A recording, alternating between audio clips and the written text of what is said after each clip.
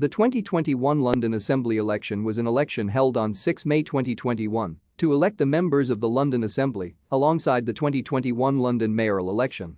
The mayoral and assembly elections were originally to be held on 7 May 2020, but on 13 March 2020 it was announced the election would be postponed until 2021 due to the COVID-19 pandemic. It was the sixth election since the assembly was established in 2000.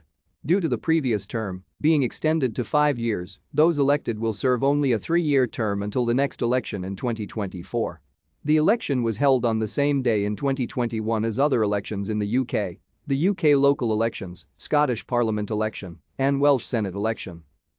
5 parties had AMs in the 5th Assembly: London Labour led by Len Duval, London Conservatives led by Gareth Bacon and latterly Susan Hall, London Greens led by Carolyn Russell, UKIP London represented by David Curtin, and the London Liberal Democrats led by Carolyn Pidgeon.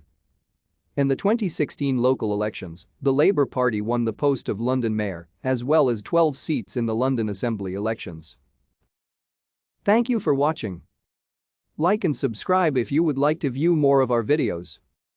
Have a nice day.